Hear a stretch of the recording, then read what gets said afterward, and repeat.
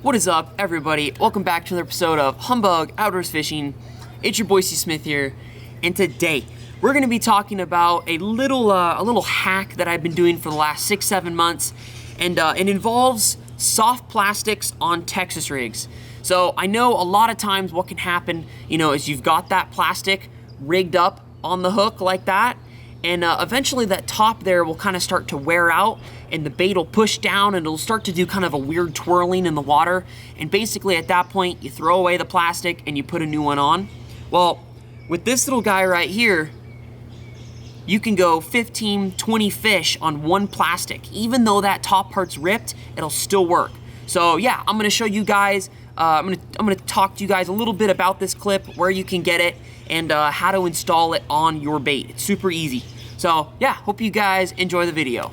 All right, so this specific one right here, there is a couple brands that make these. However, the best one I've found is by Parasite clips.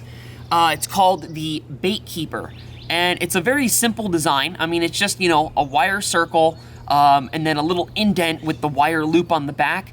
But basically what this is doing is this is just, it is holding that plastic on there. That way it's using the force of the line to keep the bait up. It's actually a really, really smart idea.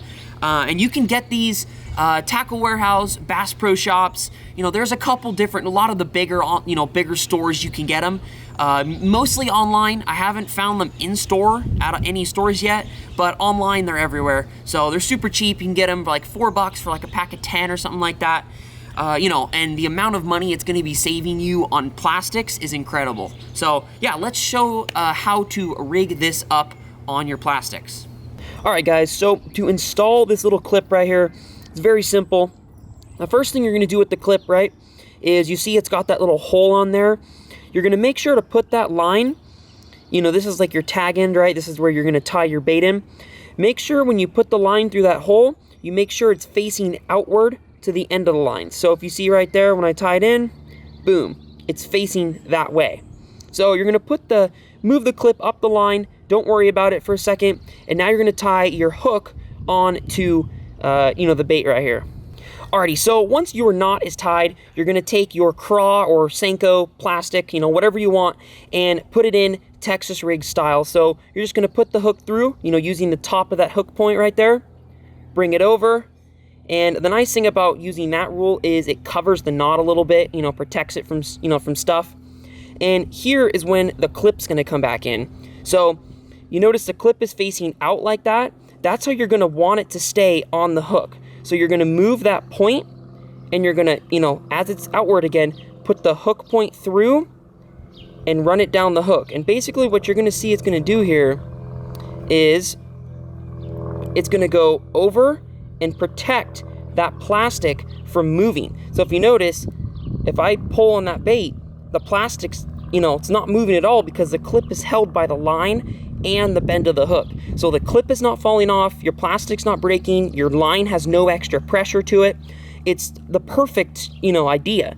So then what you would just do is you would put in, Texas rig your plastic again. I did it the wrong way, but whatever. Dig the hook point a little bit in, and boom, you're ready to go. Now, obviously, if you wanted to peg it with a weight in front, you would put the weight on first before the clip. But right here, if you're just doing it straight weightless Texas rig, this is what you would do. And yeah, there's the clip right there.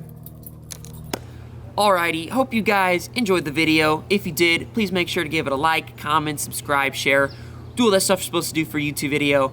And yeah, if you guys are enjoying these tutorials, let me know in the comments below. Let me know if there is different stuff you guys want me to do. And yeah, see you guys next time on Humbug Outdoors Fishing.